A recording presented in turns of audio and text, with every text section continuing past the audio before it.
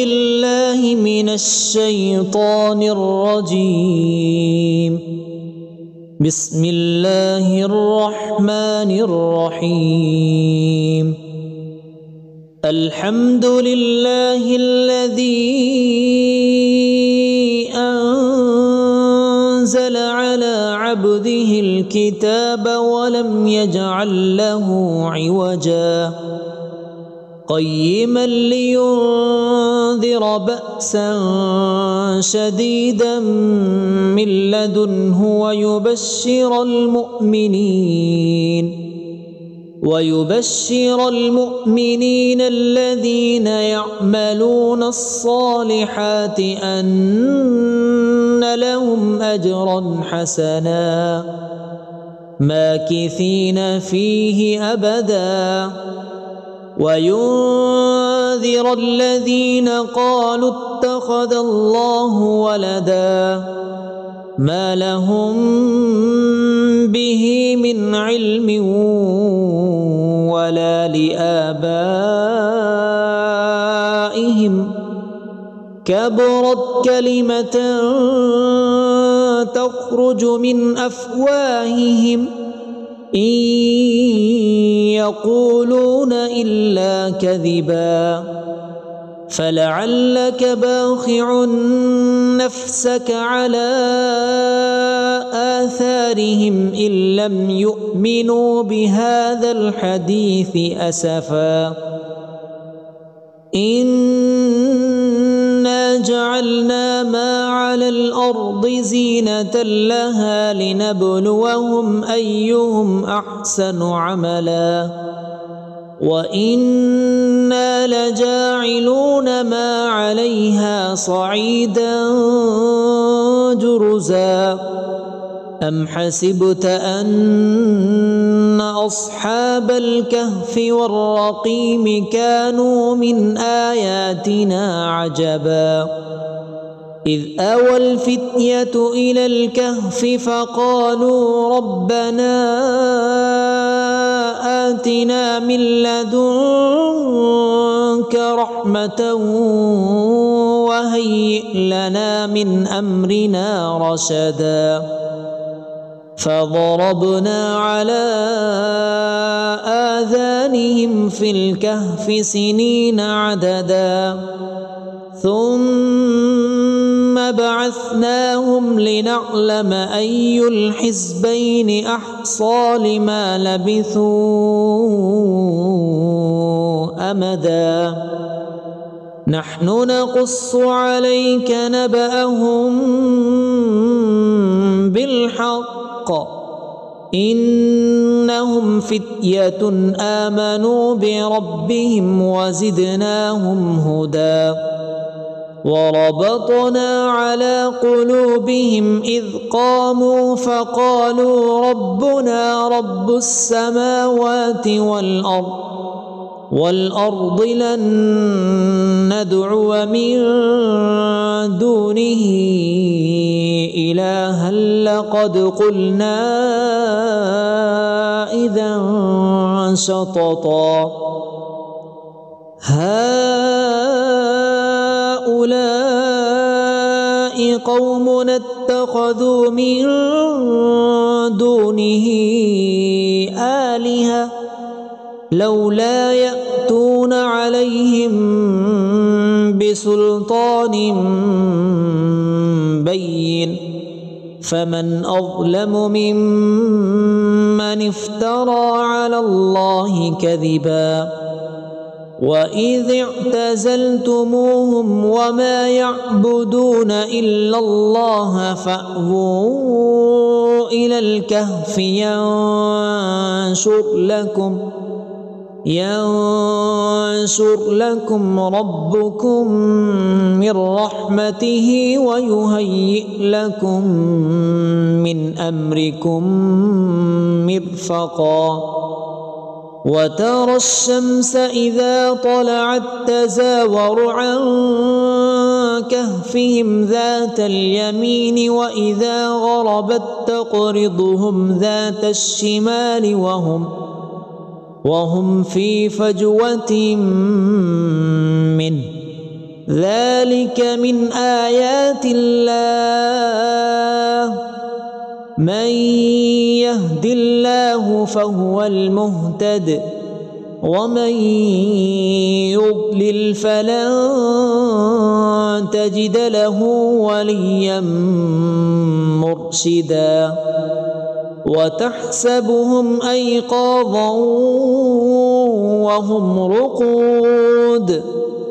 ونقلبهم ذات اليمين وذات الشمال وكلبهم باسط ذراعيه بالوصيد لو اطلعت عليهم لوليت منهم فرارا ولملئت منهم رعبا وكذلك بعثناهم ليتساءلوا بينهم قال قائل منهم كم لبثتم قالوا لبثنا يوما أو بعض يوم قالوا ربكم أعلم بما لبثتم فابعثوا أحدكم بورقكم هذه إلى المدينة فلينظر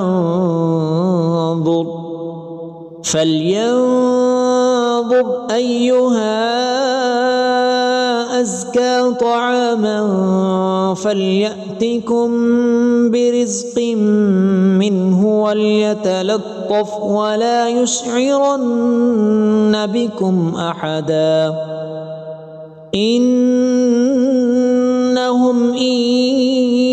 يظهروا عليكم يرجموكم أو يعيدوكم في ملتهم ولن تفلحوا إذن أبدا وكذلك أعثرنا عليهم ليعلموا أن وعد الله حق وأن الساعة لا ريب فيها إذ يتنازعون بينهم أمرهم فقالوا ابنوا عليهم بنيانا ربهم أعلم بهم قال الذين غلبوا على أمرهم لنتخذن عليهم مسجدا سيقولون ثلاثة رابعهم كلبهم ويقولون خمسة سادسهم كلبهم رجما بالغيب ويقولون سبعة وثامنهم كلبهم قل ربي أعلم بعدتهم ما يعلمهم إلا قليل فلا تمار فيهم إلا مراء ظاهرا ولا تستفت فيهم منهم أحدا ولا تقولن لشيء إني فاعل ذلك غدا إلا أن يشاء الله واذكر ربك إذا نسيت وقل عسى أن يهديني ربي لأقرب من هذا رشدا ولبثوا في كهفهم 300 سنين وازدادوا 9 قل الله أعلم بما لبثوا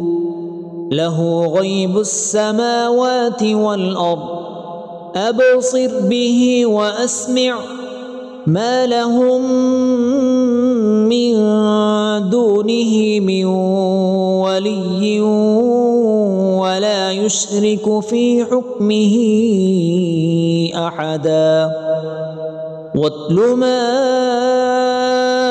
أوحي إليك من كتاب ربك لا مبدل لكلماته ولن تجد من دونه ملتحدا واصبر نفسك مع الذين يدعون ربهم بالغداة والعشي يريدون وجهه ولا تعد عيناك عنهم تريد زينة الحياة الدنيا ولا تطع من أغفلنا قلبه عن ذكرنا واتبع هواه وكان أمره فرطا وقل الحق من ربكم فمن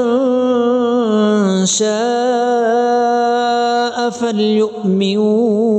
ومن شاء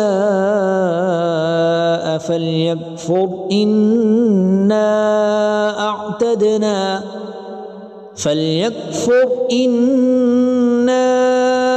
أعتدنا للظالمين نارا أحاط بهم سرادقها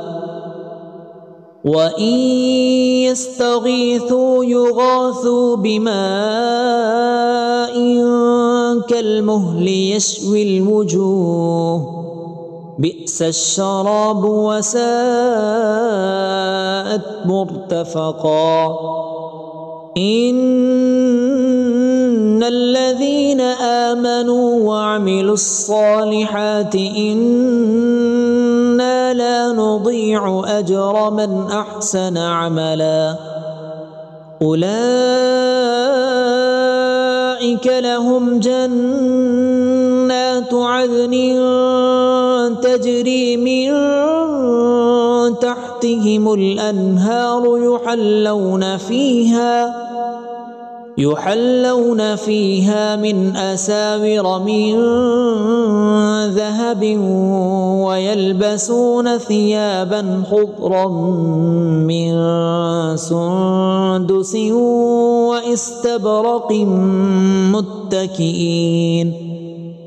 واستبرق متكئين فيها على الأرائك نعم الثواب وحسنت مرتفقا واضرب لهم مثل الرجلين جعلنا لأحدهما جنتين من أعناب وحففناهما بنخل وجعلنا بينهما زرعا كلتا الجنتين آتت أكلها ولم تظلم منه شيئا وفجرنا خلالهما نهرا وكان له ثمر فقال لصاحبه وهو يحاوره أنا أكثر منك مالا وأعز نفرا ودخل جنته وهو ظالم لنفسه قال ما أظن أن تبيد هذه أبدا وما أظن الساعة قائمة ولئن رددت إلى ربي لاجدن خيرا منها منقلبا قال له صاحبه وهو يحاوره أكفرت بالذي خلقك من تراب ثم من نطفة ثم سواك رجلا لكن هو الله ربي ولا أشرك بربي أحدا ولولا إذ دخلت جنتك قلت ما شاء الله لا قوة إلا بالله إن ترني أنا أقل منك مالا وولدا فعسى ربي أن يؤتيني خيرا من جنتك ويرسل عليها حسبانا من السماء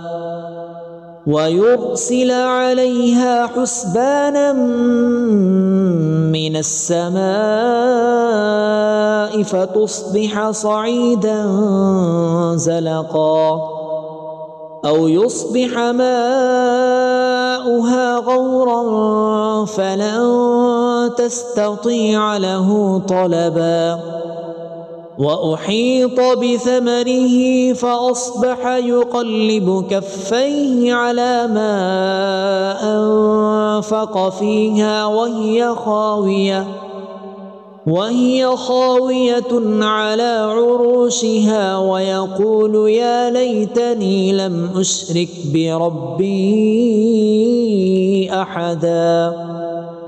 ولم تكن له فئة ينصرونه من دون الله وما كان منتصرا هنالك الولاية لله الحق هو خير ثوابا وخير عقبا واضرب لهم مثل الحياة الدنيا كماء أنزلناه من السماء فاختلط به نبات الأرض فأصبح هشيما تذروه الرياح وكان الله على كل شيء مقتدرا المال والبنون زينة الحياة الدنيا والباقيات الصالحات خير عند ربك ثوابا وخير أملا ويوم نسير الجبال وترى الأرض بارزة وحشرناهم فلم نغادر منهم أحدا وعرضوا على ربك صفا لقد جئتمونا كما خلقناكم أول مرة بل زعمتم أن لن نجعل لكم موعدا ووضع الكتاب فترى المجرمين مشفقين مما فيه ويقولون يا ويلتنا ما لهذا الكتاب لا يغادر صغيرة ولا كبيرة إلا أحصاها ووجدوا ما عملوا حاضرا ولا يظلم ربك أحدا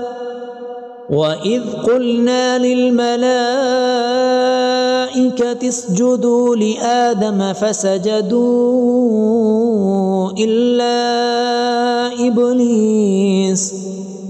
كان من الجن ففسق عن أمر ربه أفتتخذونه وذريته أولياء من دوني وهم لكم عدو بئس للظالمين بدلا ما أشهدتهم خلق السماوات والأرض ولا خلق أنفسهم وما كنت متخذ المضلين عضدا ويوم يقول نادوا شركائي الذين زعمتم فدعوهم فلم يستجيبوا لهم وجعلنا بينهم موبقا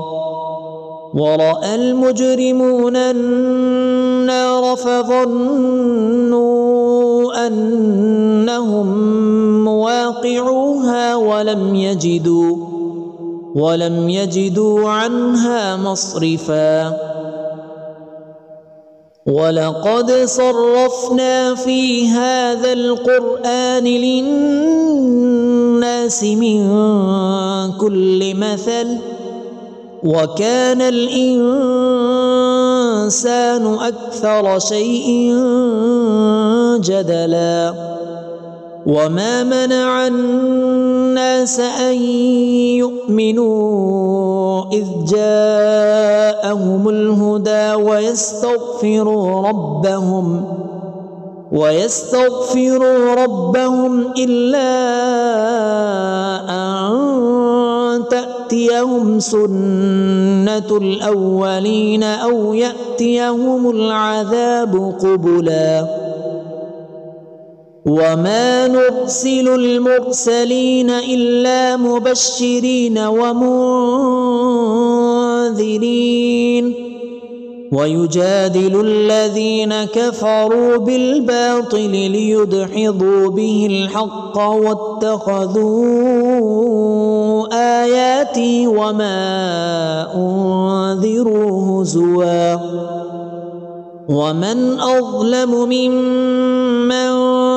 ذكر بآيات ربه فأعرض عنها ونسي ما قدمت يداه إنا جعلنا على قلوبهم أكنة أن يفقهوا وفي آذانهم وقرا وإن تدعهم إلى الهدى فلن يهتدوا إذن أبدا وربك الغفور ذو الرحمة لو يؤاخذهم بما كسبوا لعجل لهم العذاب بل لهم موعد لن يجدوا من دونه موئلا وتلك القرى أهلكناهم لما ظلموا وجعلنا لمهلكهم موعدا وإذ قال موسى لفتاه لا أبرح حتى أبلغ مجمع البحرين أو أمضي حقبا فلما بلغا مجمع بينهما نسيا حوتهما فاتخذ سبيله في البحر سربا فلما جاوزا قال لفتاه آتنا غداءنا لقد لقينا من سفرنا هذا نصبا قال أرأيت إذ أوينا إلى الصخرة فإني نسيت الحوت وما أنسانيه إلا الشيطان أن أذكره واتخذ سبيله في البحر عجبا قال ذلك ما كنا نبغي فارتدا على آثارهما قصصا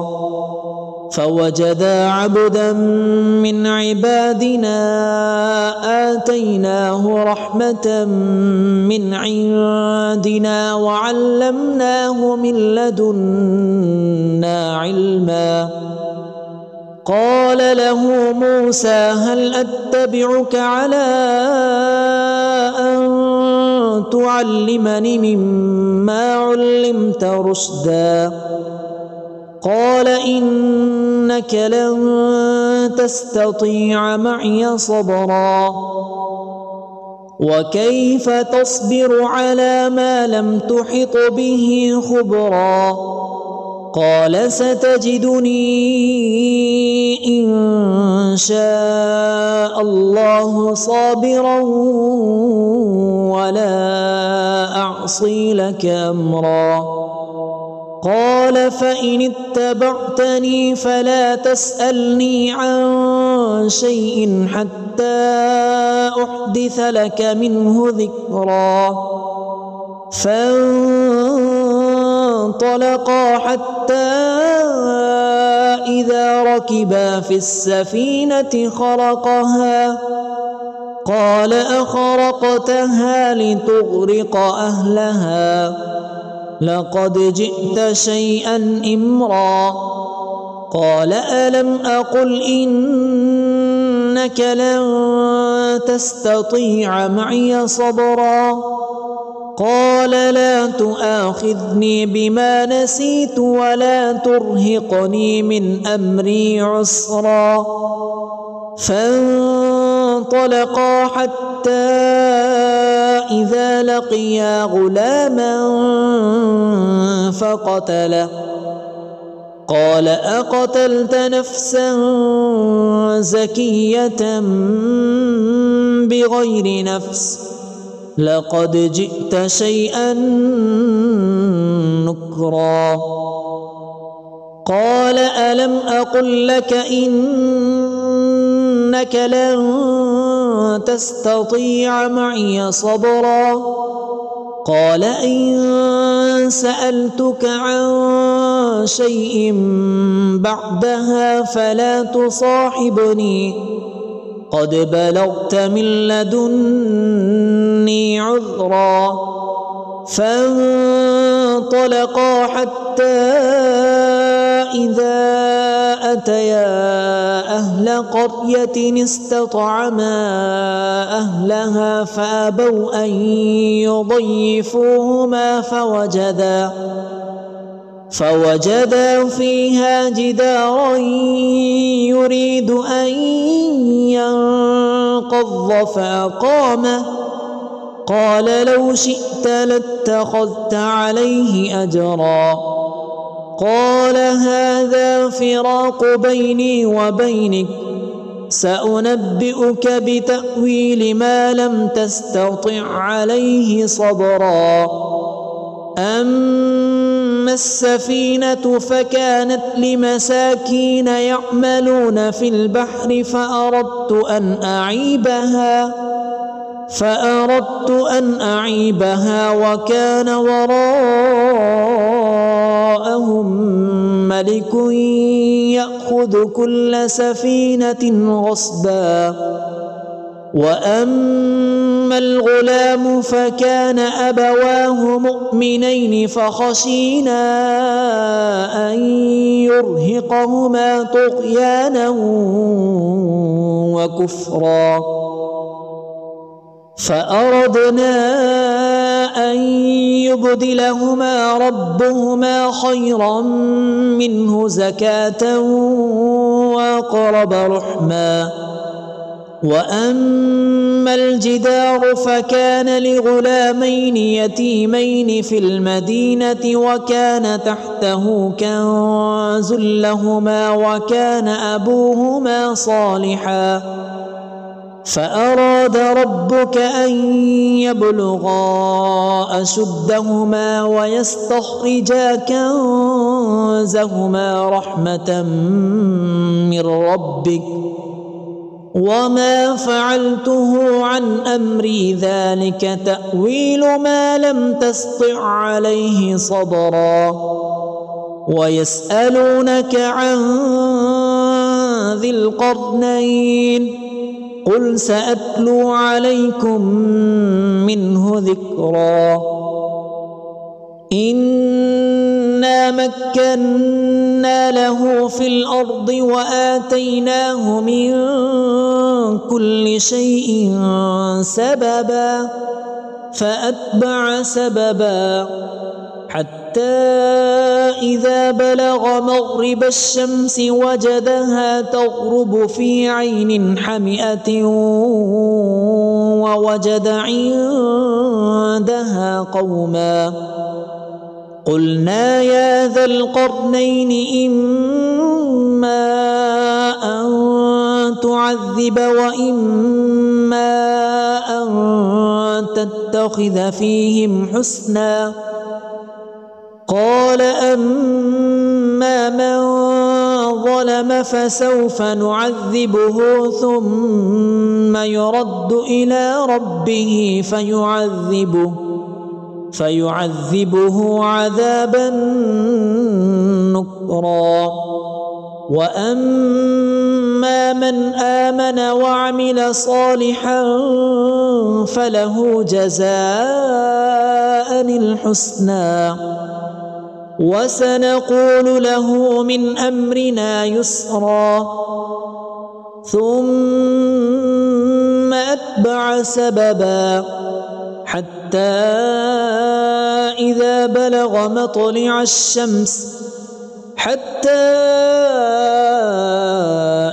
بلغ مطلع الشمس وجدها تطلع على قوم لم نجعل لهم من دونها سترا كذلك وقد أحطنا بما لديه خبرا ثم أتبع سببا حتى إذا بلغ بين السدين وجد من دونهما قوما لا يكادون يفقهون قولا قالوا يا ذا القرنين إن يأجوج ومأجوج مفسدون في الأرض فهل نجعل لك خرجا على أن تجعل بيننا وبينهم سدا قال ما مكني فيه ربي خير فأعينوني بقوة أجعل بينكم وبينهم ردما آتوني زبر الحديد حتى إذا ساوى بين الصدفين قال انفخوا حتى إذا جعله نارا قال آتوني أفرغ عليه قطرا فما استطاعوا أن يظهروه وما استطاعوا له نقبا قال هذا رحمة من ربي فإذا جاء وعد ربي جعله دكاء وكان وعد ربي حقا وتركنا بعضهم يومئذ يموج في بعض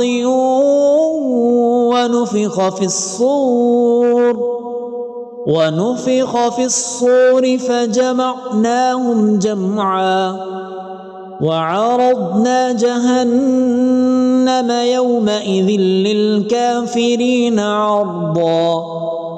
الذين كانت أعينهم في غطاء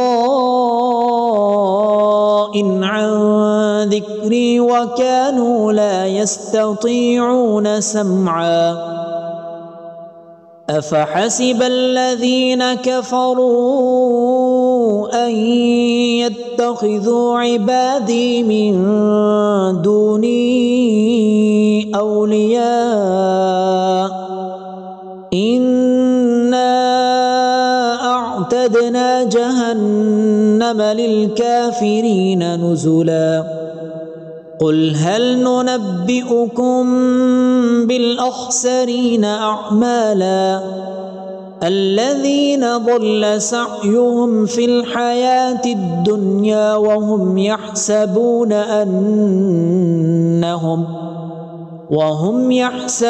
أنهم يحسنون صنعا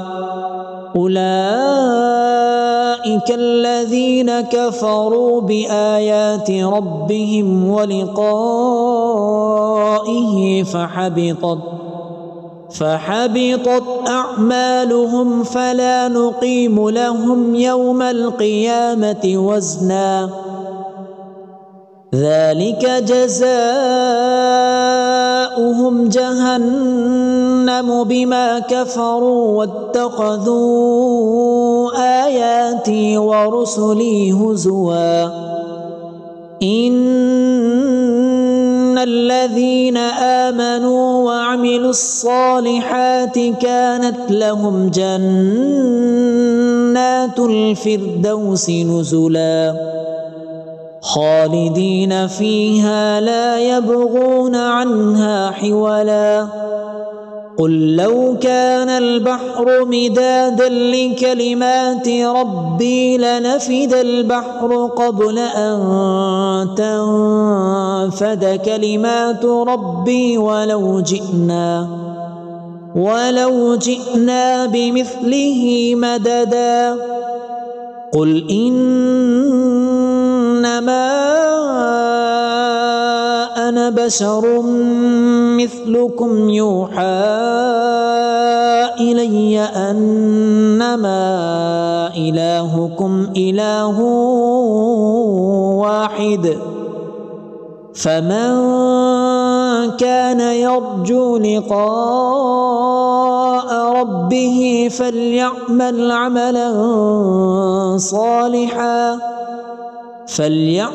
عملا صالحا ولا يشرك بعبادة ربه أحدا.